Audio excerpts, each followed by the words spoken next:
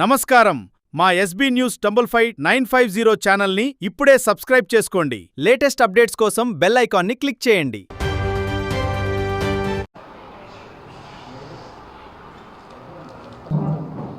Press note ఏం లేదు, documents ఉంటాయి, ఇస్తాను ఒక సెట్ జిరాక్స్.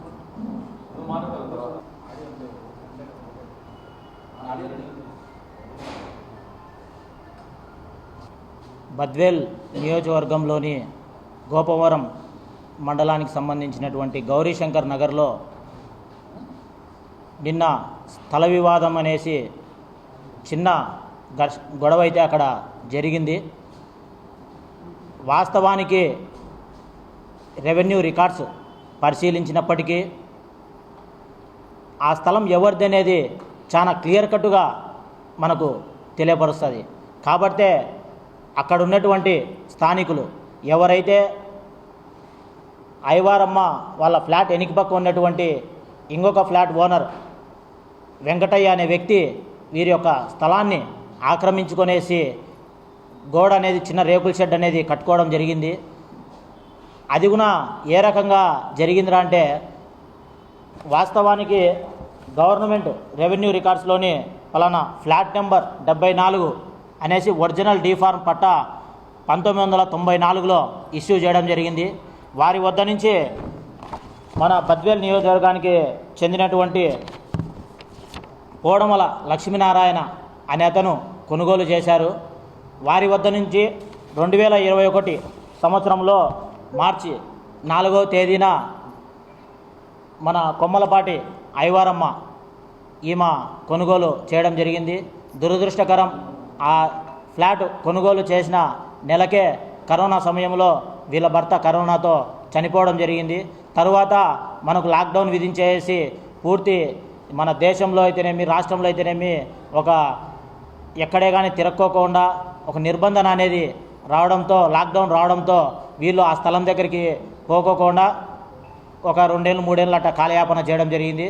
కాలక్రమేణా సంవత్సరం కిందట బద్వేల్ నియోజకవర్గంలో పలానా ఏరియాలో ఇట దొంగ ప్లాట్లు రిజిస్ట్రేషన్ చేసుకొని ఘర్షణలు జరిగేసి హత్యలు చేసుకున్నారనేసి ఒక వార్త అయితే వీళ్ళు వినడం జరిగింది. సరే, మా స్థలం ఆడుంది కదా, ఒకసారి వెళ్ళి చూసుకుందామని చెప్పి ఐవారమ్మ వాళ్ళ కుమార్తె వీళ్ళిద్దరు కలిసేసి వాళ్ళ స్థలం దగ్గరికి వెళ్ళి చూస్తే అక్కడ వెంకటయ్య నేతను, అంటే వెనుక పక్క ఫ్లాట్లో ఉండేటువంటి వెంకటయ్య నేతను వాళ్ళ తమ్ముడు శ్రీను ఇద్దరు కలిసేసి వీరి యొక్క స్థలంలో దౌర్జన్యంగా రేకుల షెడ్ వేసుకునేది వీళ్ళు గమనించి అక్కడ అడిగితే వీళ్ళని కులం పేరుతో దూషించేసి నానా రకాలుగా మాట్లాడినారనేసి తెలుపుతూ ఉన్నారు.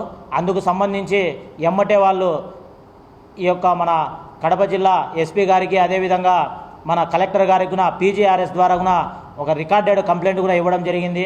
ఎస్పీ గారు, కలెక్టర్ గారు కూడా స్పందించేసి వీరికి ఇచ్చినటువంటి కంప్లైంట్ని విచారణకు ఆదేశించి సంబంధిత రెవెన్యూ అధికారులకు కూడా రిఫర్ చేయడం జరిగింది. రెవెన్యూ అధికారులు కూడా పరిశీలన చేసి ఈ స్థలము ఫలానా ఫ్లాట్ ఒరిజినల్ జినైన్ అని చెప్పేసి పలానా వాళ్ళది అని చెప్పేసి గౌరవ ఎంఆర్ఓ గారు, తహసీల్దార్ గారు కూడా ఎండార్స్మెంట్ చేస్తూ ఫలానా అయ్యవారమ్మకు ఎండార్స్మెంట్ చేస్తూ ఒక లిఖితపూర్వకంగా లెటర్ కూడా ఇవ్వడం జరిగింది.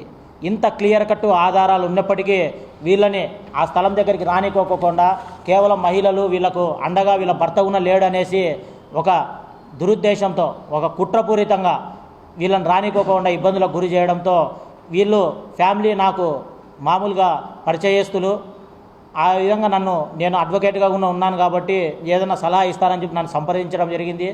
నేను కూడా ఈ యొక్క రికార్డ్స్ అన్నీ పరిశీలన చేయడం, పరిశీలనలో కూడా క్లియర్ కట్టుగా ఫలానా ఫ్లాటు కొమ్మలపాటి ఐవారమ్మది అనేసి మనకు రికార్డు పూర్వకంగా ఉంది.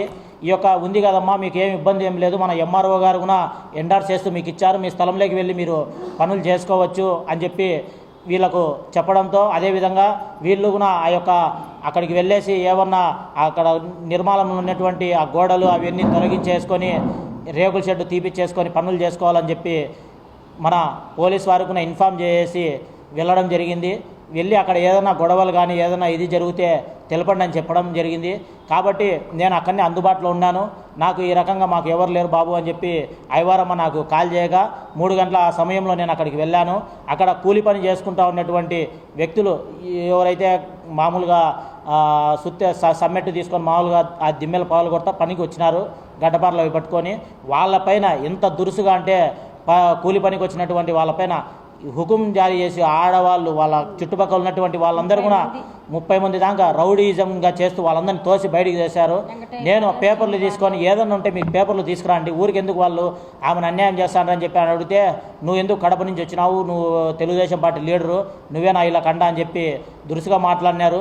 అయినప్పటికీ నేను చాలా ఓపికతో మన పోలీస్ వారికి ఇన్ఫామ్ చేశారు. పోలీస్ వారు కూడా కానిస్టేబుల్ కూడా ఆడికి వచ్చేసి, అవునయ్యా వాళ్ళ స్థలం ఉంది, వాళ్ళకి రికార్డెడ్గా వాళ్ళకి పేపర్లు ఉన్నాయి, వాళ్ళ దాంట్లో వాళ్ళు చేసుకుంటున్నారు, మీ ఇంటి దగ్గరకు వచ్చారా అని చెప్పి కూడా పోలీస్ వారు కూడా అడగడం జరిగింది. ఒకవేళ మీది మేమే ఇక్కడ ఉండాం, మేమే కట్టుకుంటామంటే మీరు కట్టుకుంటే మీకు ఏమైనా పేపర్లు ఉంటే తీసుకొచ్చి మీరు అధికారులకి కంప్లైంట్ ఇవ్వండి, మీ ఆధారాలు ఏమైనా ఉంటే చూపించండి అంటే అందరూ సైలెంట్ అయిపోయేసి గమ్మున పోయినారు.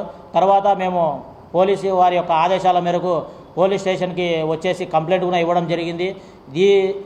ఇది నిన్న జరిగినటువంటి ఇష్యూ. దీన్ని ఈ యొక్క వైసీపీ నాయకులు అదేవిధంగా వైసీపీ ఛానల్ సాక్షి ఛానల్ ఒక ఫేక్ ప్రచారంతో ఈరోజు దౌర్జన్యానికి పాల్పడుతున్నారు, ముసలోళ్ళని ఇది చేస్తున్నారు. కొంచెమన్నా ఇన్ఫర్మేషన్ తెలుసుకొని ఈ యొక్క వైసీపీ సాక్షి ఛానల్ అసత్య ప్రచారాలను చేయకోకుండా ఉంటే సబబుగా ఉంటుందని చెప్పి తెలియజేస్తూ ఉన్నాం.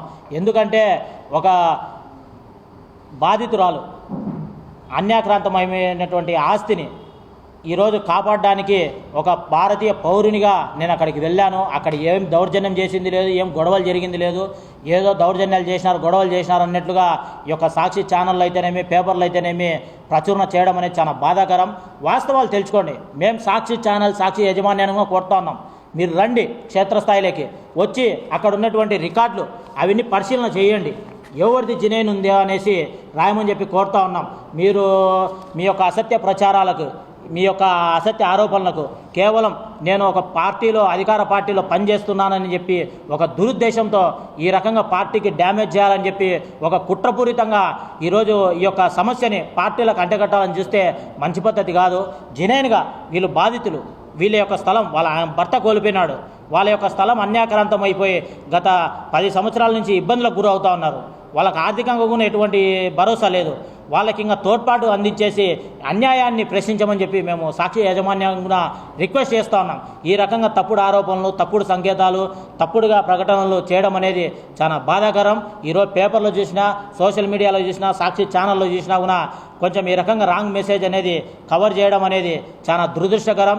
ఇప్పటికన్నా కూడా మీరు యొక్క ప్రకటనలు చేసినా, మీ యొక్క సాక్షి ఛానల్లో చూపించుకున్నా, పేపర్లలో వేసుకున్నా కూడా ఇక్కడ వెనుకడుగు వేసేటి ఎవరు ఉండరు.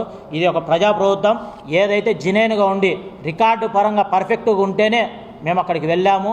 దానికి తగ్గట్టుగా వీళ్ళకి అండగా ఉంటాం. ఇప్పటికి కూడా వీళ్ళకి ఐవారమ్మ వాళ్ళకి మేము అండగానే ఉంటాము.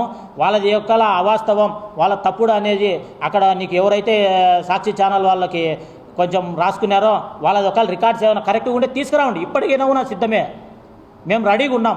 మాది కాదని చెప్పి మీరు తెలపండి. మేము ఇప్పటికీ మీరు సాక్షి ఛానల్ వాళ్ళు అక్కడ వాళ్ళు ఏ నిర్ణయం తీసుకున్నారో దానికి మేము తూచా తప్పకుండా నేను కూడా వీళ్ళతో పాటు దానికి శిక్షార్హునిగా ప్రకటించమని చెప్పి నేను కోరుతా ఉన్నాను. కాబట్టి ఇటువంటి అసత్య ఆరోపణలు ఇటువంటి చేయొద్దండి.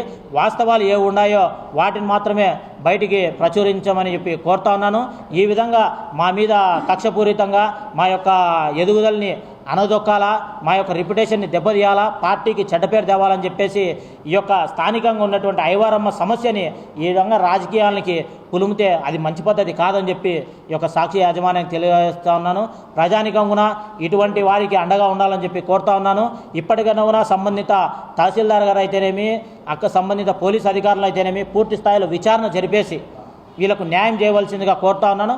అందుకు సంబంధించిగా చట్టపరంగా ఎటువంటి చర్యలకైనా, ఎటువంటి ఎంక్వైరీలకైనా కూడా వీళ్ళు రావడానికి సిద్ధంగా ఉన్నారు.